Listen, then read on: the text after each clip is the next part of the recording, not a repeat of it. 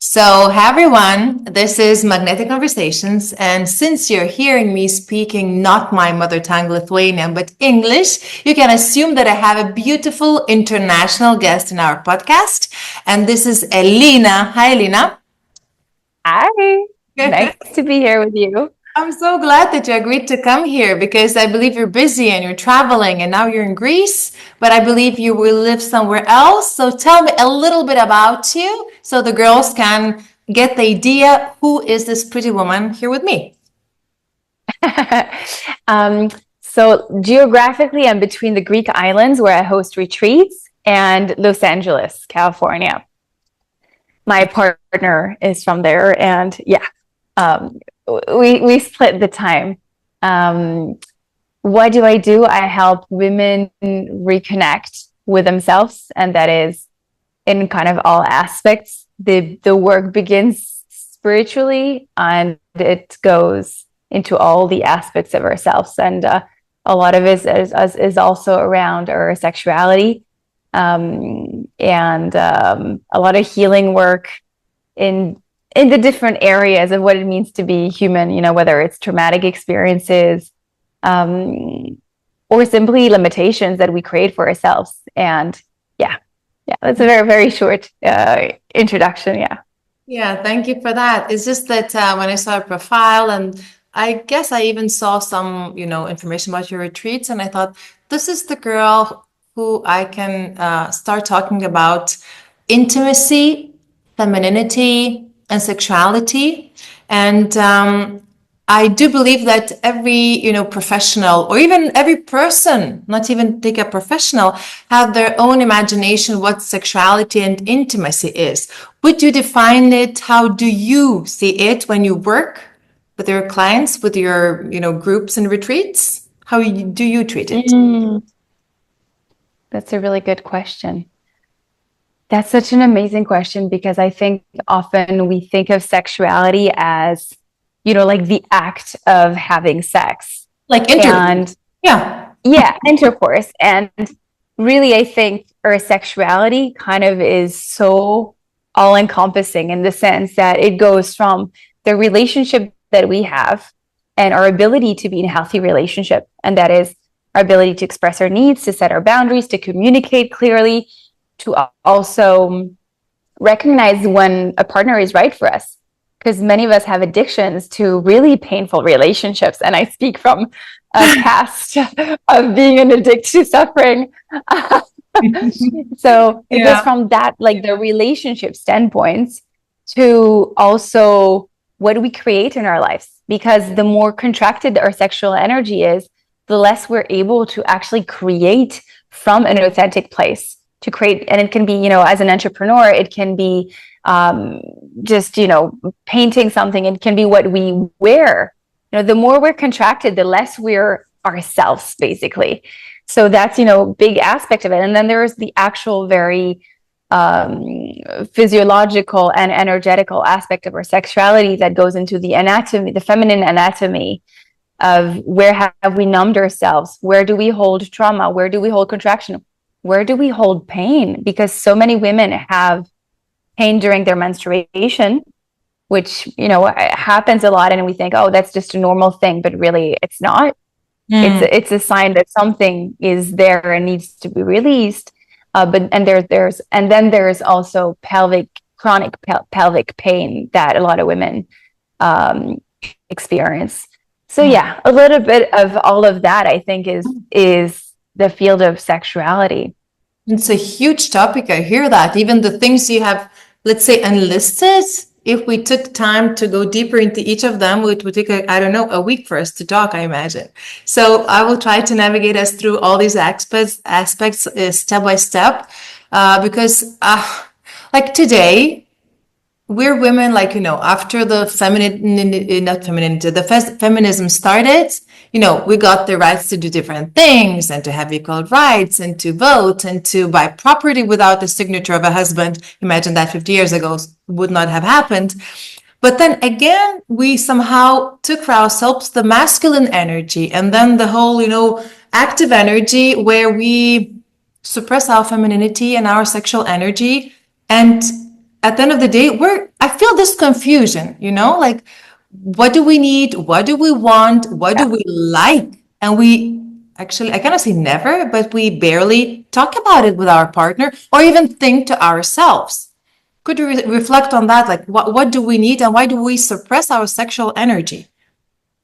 Mm, wow, it's such a great point that you make, because most of the women that um, I work with have at some point and most of their lives compromised what they really wanted. Because as a young girl, they thought, oh, I need to, I want to please boys. And so the poor boys on their end, they have very little education. What they know of sex is porn. Most young men is that's their education. And that's a And distorted so picture, like it's not completely distorted picture. Completely distorted picture. So then the young girls think, okay, well, to play the game, I'm also needing to do that. So then the intercourse and just meeting the masculine becomes a play. We're putting on this role, we're putting on this show, and we don't actually focus on how does it feel? It's just really about how does it appear? How is he responding? So many women the whole time are actually monitoring how the partner responds. So How true. is he looking? How is his body feeling? And they're not tuned in at all. They're putting all the attention on the men. And so it does really begin by bringing the attention, the awareness inwards, learn how our own body functions, learn what we actually like. And that cannot be done with a partner. It has to be done. It's an inside job. We need to learn to reactivate the body. We need to learn to familiarize ourselves with ourselves. Mhm. And I think it really kind of starts with that, to know what we want and to be able to express it in a way that doesn't feel like panic. Because for some women, saying no, you prefer saying yes and kind of closing your eyes during Yeah. sex than like Get saying things no, not done. tonight. Yeah. Exactly. They're like, okay, make it quick, and then you're just like kind of waiting. And that's just not the right way to go. Women should have the capacity to feel what do they want and then to express it with love and compassion in a playful, sexy way. It can be, the no can be turned into a playful moment. It doesn't have to be a moment of rejection that will create conflict with the partner. And I think women really need to learn, those skills. And not that, if I may, not definitely saying no is a bad thing. I'm showing on purpose the sign because it could be a maybe even because when you start playing around, you never know what would happen. Okay, if you're like, dead and whatever in a very bad mood and, hate yourself, this is one thing. But then if you're like, no, I'm tired, but maybe. So I do believe that sometimes it could come with time. Well, my point is that, there's this beautiful comparison of like women are not like, I don't know, microwaves, which is like 30 seconds and it's hot. It's like an oven, It's like, take some Yeah. time. What do you comment on that? 100%. I mean, I think the right analogy is the feminine being the water, and it takes time to boil up water. You kind of need to like heat it up, work with it. Oh, But once it's hot, it's hot, it's hot. And the masculine is the fire, but we don't want him to be like a match that just like switches on and off. No. We No, I do don't need to want also help the masculine go into like the full flame and like really build up that on his end and have the ability to contain his inner tension. And usually that's kind of the struggle with younger boys, is that they have a lot of that and they don't know how to contain it or to direct it. So then it builds up as frustration. If ever a woman says no, they just feel it as they don't even know how to handle this big load. So it's for the masculine to learn to deal with this charge, and then the feminine to play with that buildup of energy. And as you say, I think the no can definitely be turned into a yes.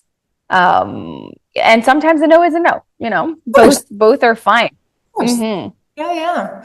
But what about, you touched a very beautiful topic, like from the men's sides of point of view, then if he gets, let's say, a no, like from your partner, or I don't know, yeah, your wife, your partner, and then, I mean, it becomes very vulnerable, right? I can imagine, like, if, or for example, I make a move on my husband and he would say no. It's really vulnerable after that, like to try again, especially if you do not have this connection. So, what advice or insight would you give? Let's talk about women. It's easier for us, at least for me. So, like, Yeah. if you get rejected or like if you get a no, like how to overcome this vulnerability to start over again, not necessarily the same evening, but maybe after a while or even the same night. Is there any help we can have with that? Like some thoughts or Mm, practice? I don't know. yeah. I think that is definitely a sensitive topic, especially I would say for like young relationships Yeah. Like, and for like, right? perhaps like just dating or Yeah, these yeah, yeah. type of, dynamics that you don't, Yeah. have full trust to express yourself. But even in like longer partnerships, you still see people who are like scared to express Yeah. what they want out of fear of how the partner will respond. So I think a kind of a good place to start is completely outside of the bedroom in a different context Okay. when there is no emotional charge to have a discussion of the moments that were completely off, maybe it's after the office, he comes home, he's drained, and that's a moment that he's never really going to respond with a yes because he doesn't have the capacity. Yeah. Maybe for the woman, I don't know, she has to wake up early in the morning. So like a particular time in the evening is just, it's not going to work. So don't even, Yeah. ask because you're creating a conflict. Yeah. So perhaps to have kind of these discussions of when is it like always going to be a no, or when I don't, let's set the container of the boundaries for when we're usually open and sometimes we're, and it doesn't mean that that has to be permanent, but it Yeah. always it allows the other to have clean expectations. And I think when we have clean expectations, there's no disappointment. And then I think it's around how we communicate Mm. in the moment. Let's say, you're in the moment of fire and build up, and you can feel your partner is aroused and they really want to, um, build up and interact more deeply, and you're not in the mood and it's a permanent no. I think in the moment, there is a space to still be present with the partner, to be with them, to breathe, and to express, oh, I love what I'm feeling from you. I love this excitement. I love your turn on. I love the passion. And also, right now, I'm feeling so exhausted. I've had, this and this happen today, and my heart feels closed. And and maybe, it ends there, or maybe it says, well, maybe tomorrow we can plan, for a sexy date. We meet at like 5 and we have a sexy date. But I do feel like for the women, and I'm thinking particularly, maybe let's say after your 30s, or a woman that is like have more of a career or that is very absorbed by her work. We need a transition time, and men also need a transition time, but in a different way. And let's focus on the feminine now. But you can't go from the very rational brain where you're disconnected from the body, typing on the computer all day, being very like single focused, to suddenly being all sensual and like getting aroused. It just doesn't work. Yeah. So the transition, I think, is kind of that bit is our responsibility. If we know we're planning a sexy date with our partner, then taking a moment to go and take a warm bath and really like dropping into our bodies. I find that a warm bath is really like an easy kind of, and it feels just so delicious, and it really brings us into more over sensuality. It just relaxes our nervous system. And if we're not in that state, it's very hard to be actually deeply intimate. We're going to have a very shallow interaction with our partner. So to first go into the sensual body before meeting our partner, I think is just bringing us so much deeper into the relationship, I think. Yeah. Yeah. And yeah, this is exactly what you said. Like when we are in our heads, like, I don't know, 8 hours in the office, how many hours you spend there? And then, like, forgetting to get into your body and going to the bed with your brain on and your body off, there's no way it's gonna work. Like, how? Like, because you feel numb and tired, and like, is nothing gets activated, right? Uh-huh. Yeah, somehow. Yeah. Yeah. Is there any other like practices or advice, like how to get back to your body more, like this transitional moment? Like you said, maybe a hot bath. Like what else could work? Like, I don't know, like going for a walk? No, something different. No, it's more for relaxation. What other could work? Like, Mm, I I would say it kind of depends on your state. So let's say you're in a very anxious state, like having lots of thoughts. hmm, Having a fast walk might actually be helpful because a lot of this like wind energy is stagnates around our hips in Tibetan medicine. And so when you're all day sitting, the energy accumulates and it just builds up.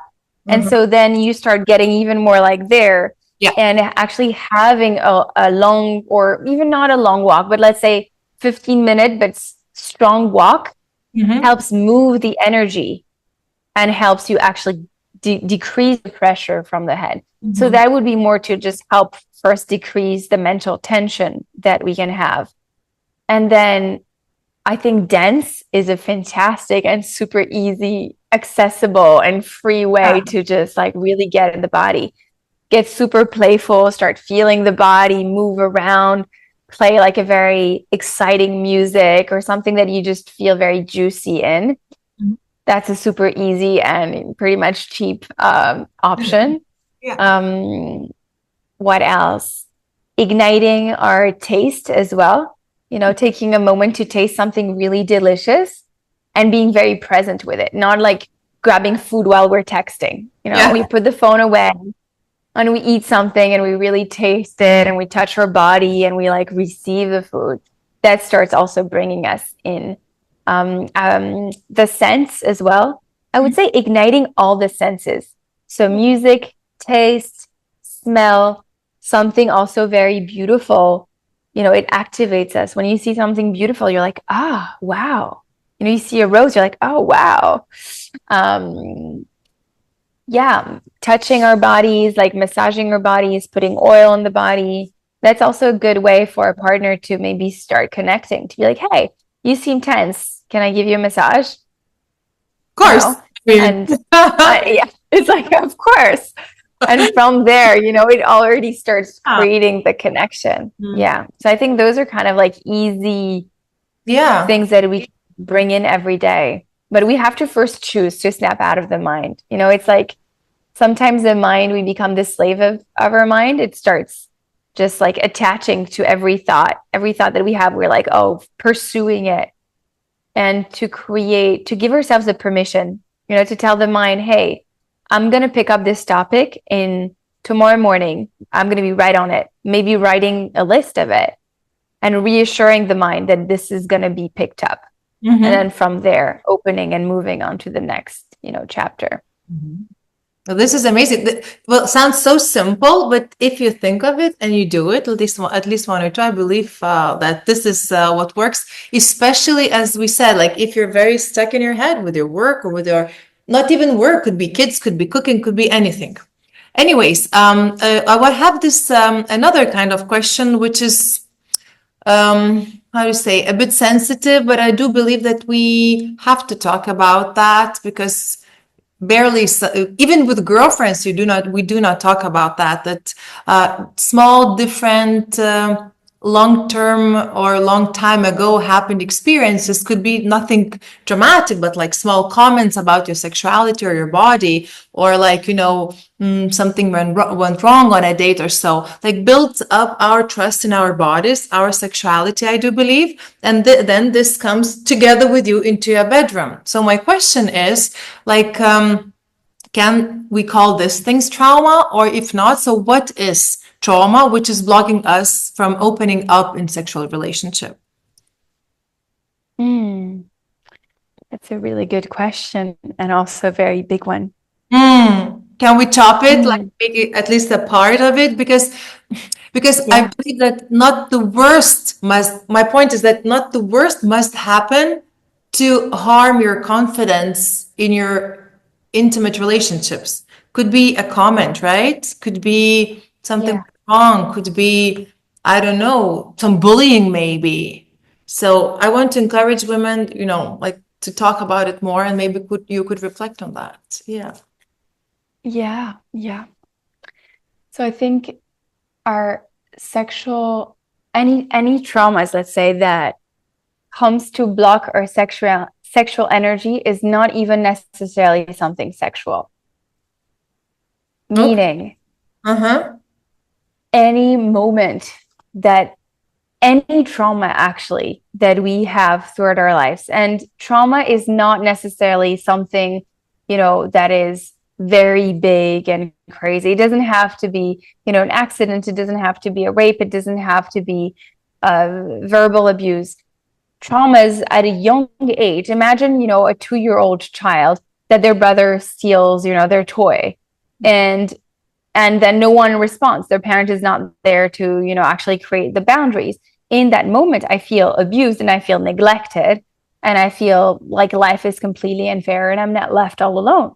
And in that moment, for a 2-year-old, that is their whole reality. They don't have the capacity to perceive, well, that's not a big deal. It was just a toy. I'll get another one, In the moment, that is the imprint that it creates in the body and in the psyche.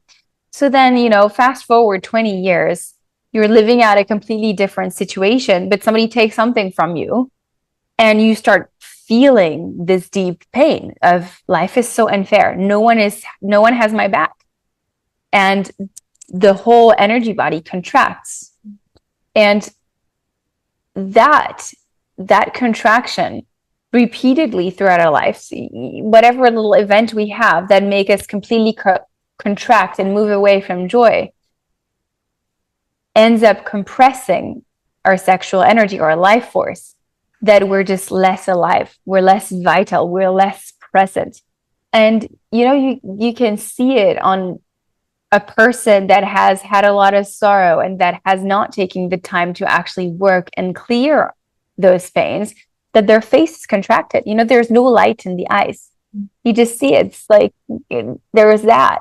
And usually in those cases, there is very little libido, or there is very little, desire. Yeah. Now, it doesn't even have to be that extreme. Sometimes just a lot of things have built up that, let's say that the amount of tension we carry in our emotional body is too heavy for the joy in us to be experienced. So often in these cases, we start experiencing sexuality only as a release of tension.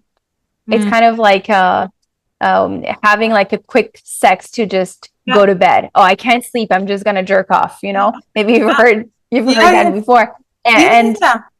then we just use sexuality to, blow off some steam, basically, but Yeah. not to actually go into our infinite capacity of bliss, because we have bodies of bliss. We really Yeah. do. And has nothing to do with the person you were with. It's just, steam off. It has nothing to do with me or you. Completely. It's another story. Yeah. Uh-huh. And the experience there is very contracted. It's a very quick release of energy that we can call it sex, or we can call it, an orgasm, but really it's not such a bliss orgasm. It's just letting go of some stress. So all that to say, everything we move through in our lives impacts our sexual energy. It impacts our life force. It impacts our capacity to receive pleasure and to experience pleasure.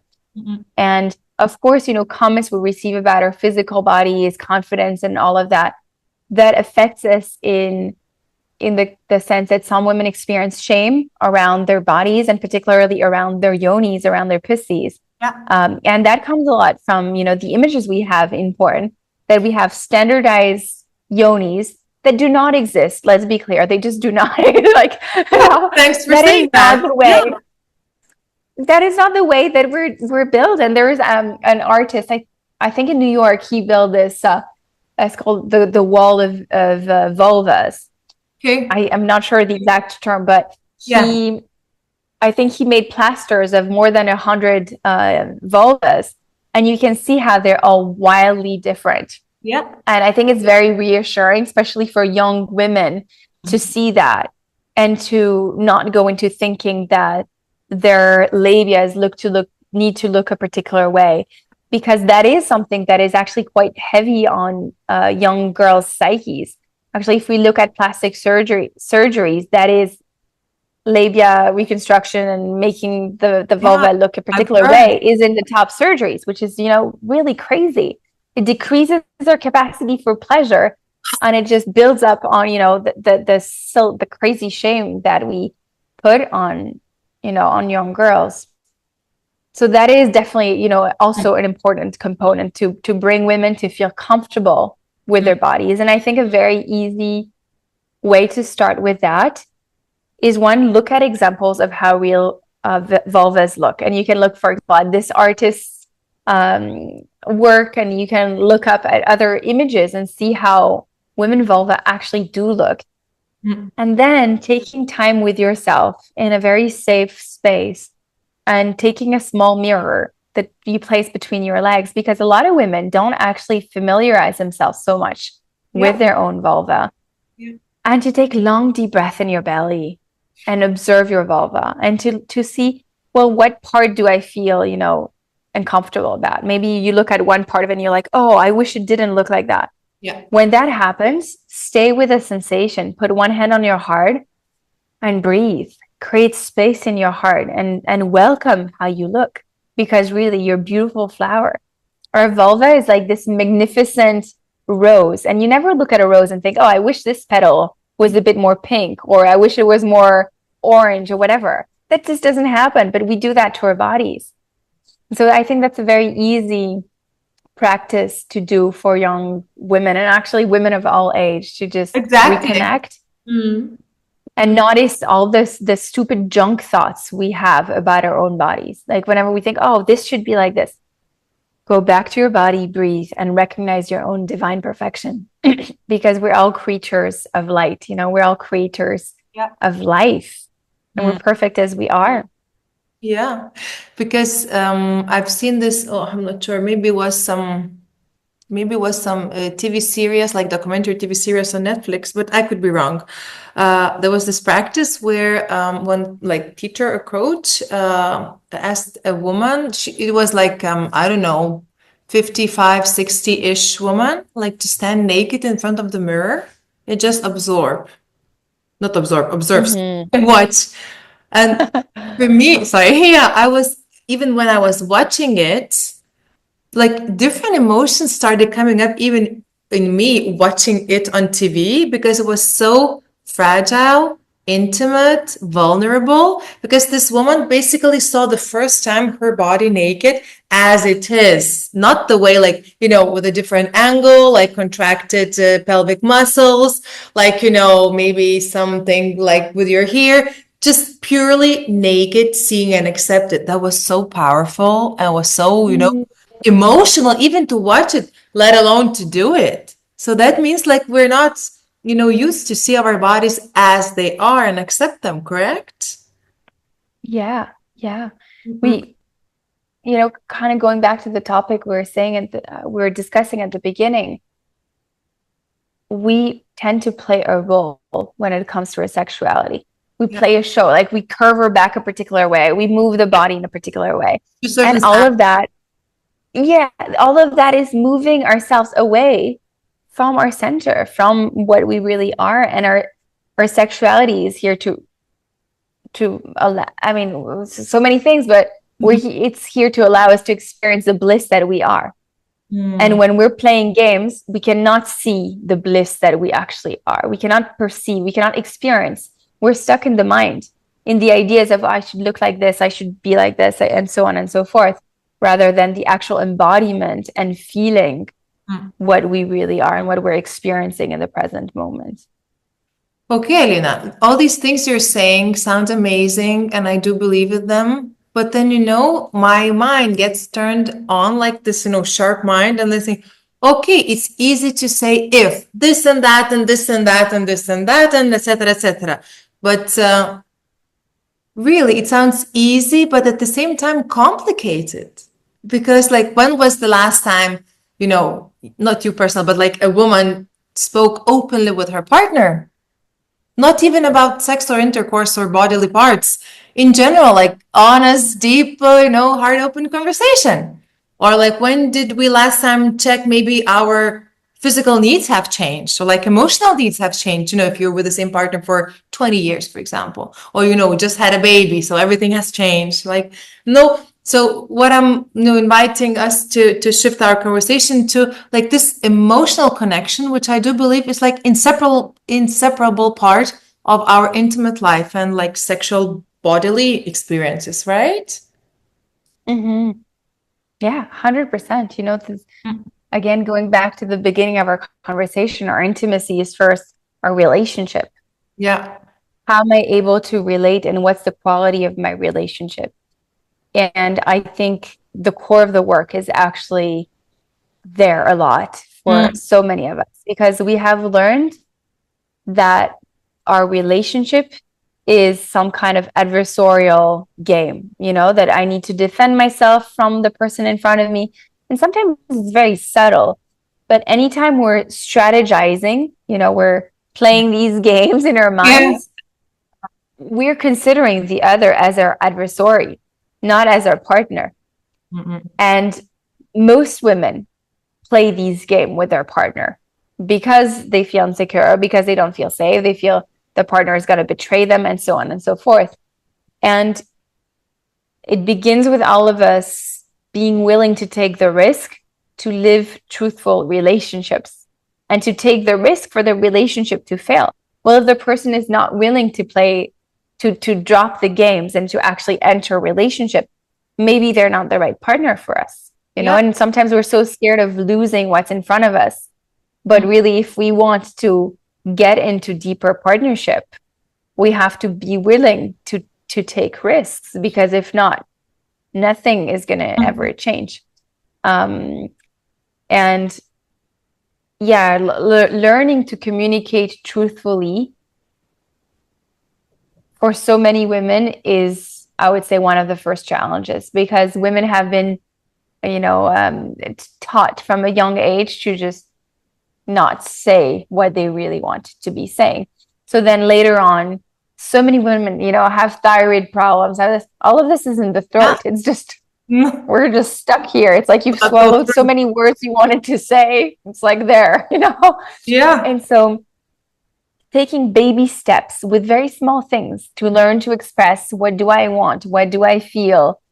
And at first it's terrifying if you've never done it, to tell someone, oh, I felt really unsafe when this happened, because we're scared that they're going to leave. Maybe at some point as a child, we expressed something and then it wasn't received. And later on, we just learn, okay, to be safe, I should just not say how I feel or what I need ever.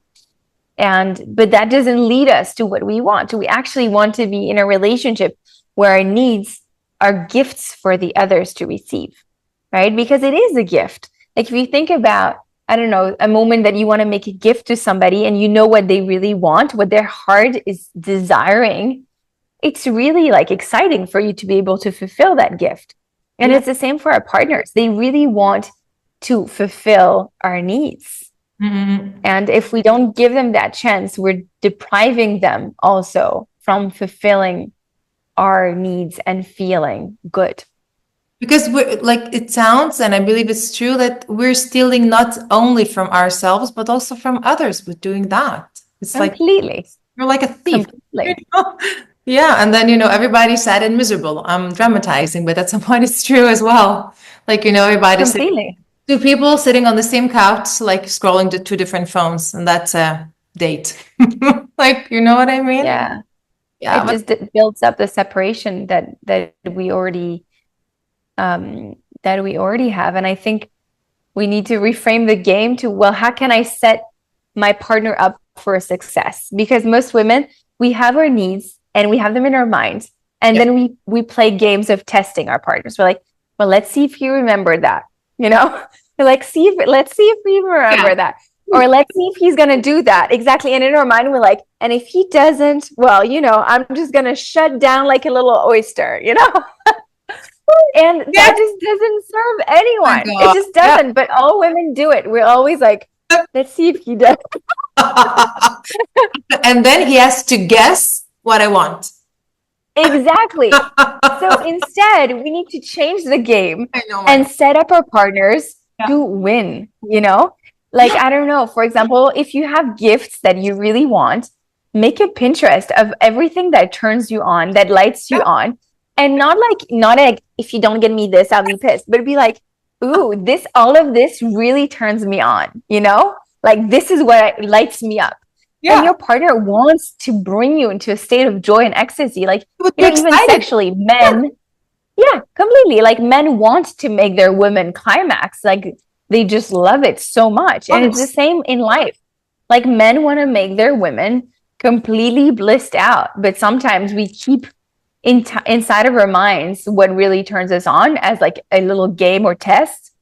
And that's just a lose-lose. Like, let's just never do that again. When you want something, express it and express it artfully. Like, ooh, this really turns me on. I'd love if you did that. Ooh, tomorrow's my birthday and this would really turn me on. Mm-hmm. And that becomes like really joyful and like win-win for both. It's like we need to set each other up for success. That's partnership. Mm-hmm. And as well, I do believe that, well, we both know that there's this life energy. Correct me if I'm saying it wrong in English, but life energy, sexual energy, and even the, how to say, material energy, like the like financial success or like business success. What my point is that if you get liberated in your sexual energy, also your life force and like your vitality of your, body and energy and career, like everything will start moving. Like, do you agree with that? Totally. Yeah. 100%. 100%. It's all deeply intertwined. The more sexual energy flows and nourishes all of ourselves, the more it also expands beyond that and into every area of our lives. Exactly. The more the whole partnership thrives and our business thrives and our relationships in general thrive. I have a very tricky question for you, Elena. It's easy, I'm flirting now, but it's easy, to experience or talk about all these things when, your partner is open, or if it's a, fresh relationship, or even maybe you have more spare time, to talk and to play and to test and to discover. But, I draw you another kind of picture and ask you, like, what would you advise? Like, imagine I come to you and I say, like, I don't know, 45. I have two teenage kids, and like, we're like, have a normal relationship with my husband, but there's not the spark anymore. And, after all these, I don't know, imagine 20 years, it's not that I will start talking about things I like if I never did that for 20, 25 years. Is there any way out, or I'm done? You get the idea. Well, I think the question is, are both partners willing to play a new game? Okay. Completely different life. And yeah, to press reset and to open a new chapter, because there is a moment of, perhaps stagnation, and the problem with stagnation is death. If we observe life, whenever something is not growing, whenever a plant is not growing, it's actually dying. Yeah. So it's the same with our relationships, with ourselves. If we're stagnating, slowly we're actually dying. We're like suffocating. And so we need to consciously press reset and be like, well, do we want to continue growing together, or we want to close a relationship? And if we want to grow together, then to sit together and to see, well, imagine we didn't have all the life that we have now, and each person to dream completely freely. If you could have it all your way, like what would you create in this relationship and in this life? Like right now, if you didn't have kids, if you didn't have any limitation, what would turn you on? Like what would you feel so alive to do? And start dreaming. without any restriction, and if you have a partner that tends to be naggy and like criticize, the rule of the game is that it's like a brainstorming session. You're not allowed to create any objection. This is just free dreaming. And you start, putting on paper all your dreams and getting excited about it. And then see, well, what is out of all of that? Like, what is one thing that we can do in the next, 5 months? And see how one can support the dream of the other. And suddenly we start again creating something.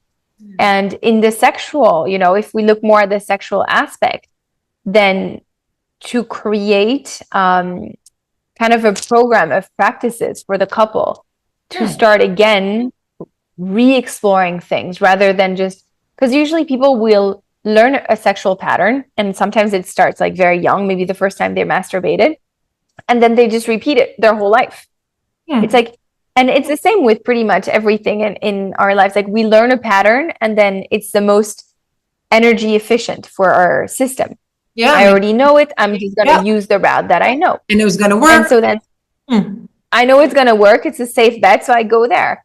And usually sexually, people just repeat the same way. They just have sex the same way. They do things the same way. They come the same way. Yeah. And even though I think they are not the happiest with that. That's the, absurd thing. Yeah. It's just the known pattern. So I go the safe road. Yeah. But the relationship, let's say they've been together for a long time, or even if not, there is the potential to pause and say, the next month, none of us are going to have orgasms when we have sex, and we're going to explore things differently. I'm going to try to explore this and you explore this. And we just take ourselves out of the comfort zone. And even if there's perhaps resistance because we're addicted to the old patterns, we agree to explore. And whenever we start exploring something new with curiosity, the brain starts expanding. The problem is when we're stagnating, we're not exposing our minds to anything new. We're just living kind of like pulsing on the same way. And at some point that becomes very limiting. Life starts feeling small. We start feeling kind of dead and we're bored just because we're not actually using our capacities. There was a scientist that I believe her name was Maria Diamond in Berkeley, in California, and she made an experiment in the 90s on rats, and she was trying to understand the genius factor. Like, why did some people develop their brains more, and why did some people actually never develop their brain, and also why did some people actually live more like rich lives? And so she took 3 groups of rats. The first group of rats was deprived from any stimuli. They were just living in a cage with nothing. And then there was a second group of rats. That group of rats, they lived in like rat paradise, everything. They had like theme parks. The games were changed all the time. They had like new toys. They had like a really fun time. And then the third group for me is kind of our society. The third group was looking at the second group. No. They had a glass and they were looking. Well, it's like us, scrolling through Instagram. Oh my God. But that's cruel. It's very cruel. Yeah. But you would think, okay, they receive a lot of information too, because they're watching all these things happen. Yeah. But the really fascinating thing is the results of this experience. The first group, as we can imagine, their brain didn't develop at all, and they died very early, like very, very early. They were depressed, sad, they became sick, and they died. The second group of rats, the one with the crazy theme park, they lived very long, and they developed a lot of neural connections. Yes.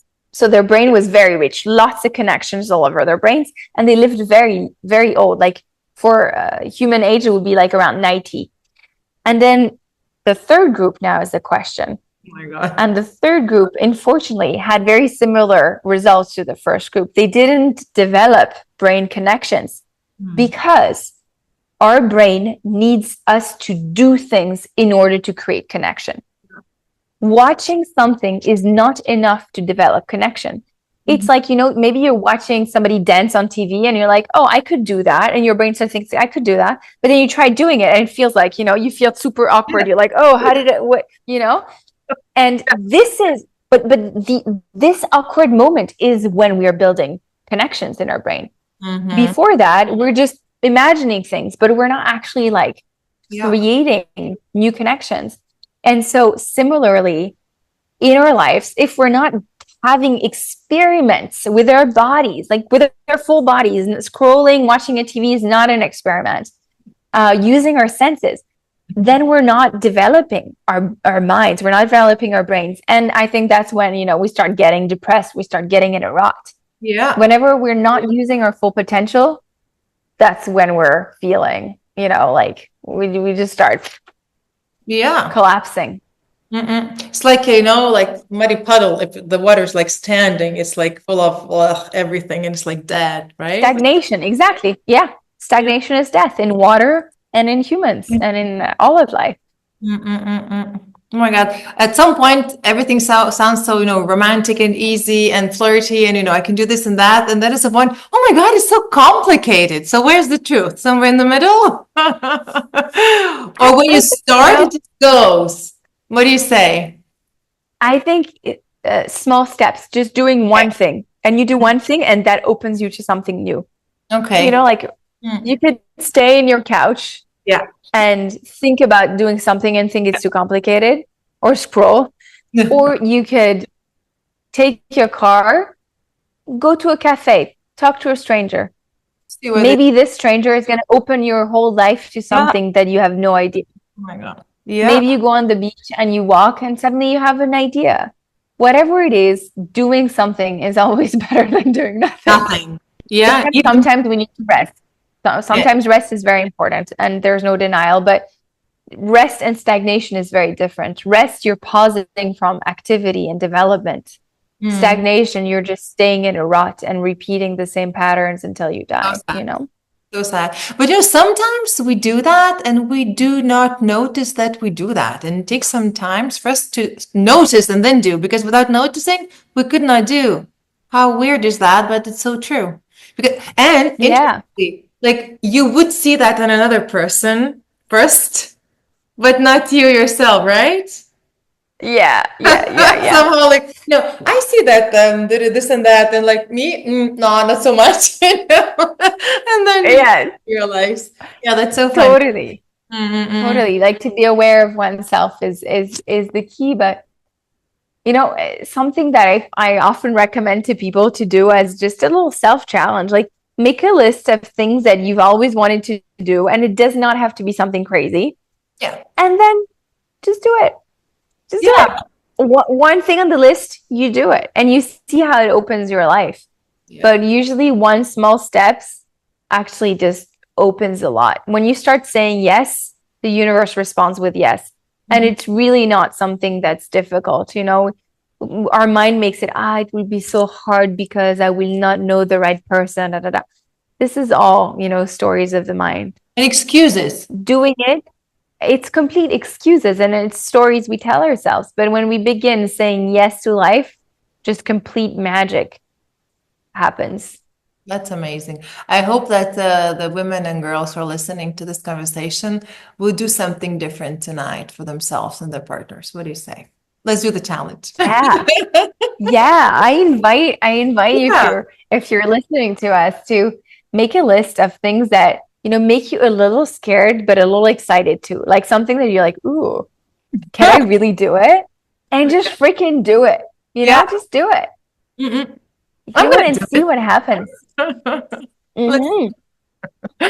my God. Thank you so much, Elena. You're so inspiring and you're so open. I'm really grateful for this conversation and then that you found time for us and for our little podcast, which is slowly but growing, as you said, little steps.